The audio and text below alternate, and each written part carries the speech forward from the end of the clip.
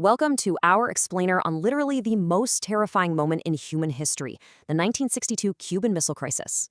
How exactly did the US and Soviet Union end up just one button press away from total nuclear annihilation? Well, tensions had been building for years, fueled by a crazy nuclear arms race and a failed US invasion. Get this, the CIA actually orchestrated 634 bizarre assassination attempts against Cuba's leader, Fidel Castro. Leading protection, Castro allied with Soviet leader Khrushchev, who secretly dropped nuclear missiles just 90 miles from America. But in October 1962, a routine U.S. spy plane captured undeniable photographic proof of these hidden Soviet missile sites. JFK immediately formed a secret committee. They debated some highly aggressive responses before finally deciding to block supply lines. Kennedy strategically called this a quarantine. Why? Because a traditional naval blockade is technically a direct act of war. Things escalated fast. The U.S. military hit DEFCON 2, signaling they were absolutely ready for an imminent nuclear war.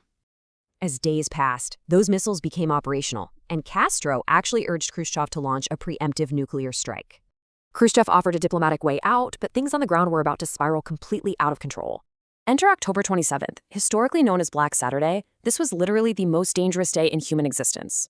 A U.S. spy plane was shot down over Cuba, killing the pilot. Washington genuinely believed war had officially started.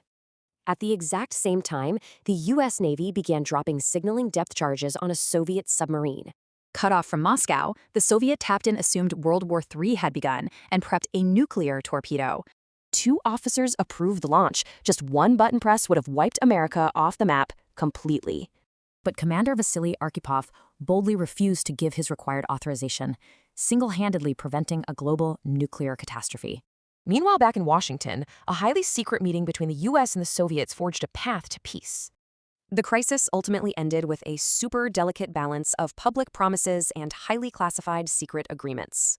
Publicly, the Soviets appeared to back down, agreeing to remove their missiles in exchange for Cuba's guaranteed safety. But secretly, the U.S. actually agreed to remove its own nuclear missiles from Turkey and Italy. Realizing how dangerously close they came, both nations finally signed a treaty to prevent future nuclear escalations.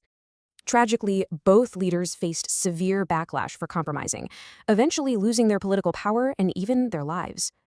So it leaves us wondering, if our entire existence relied on one man's hesitation, how fragile is peace today?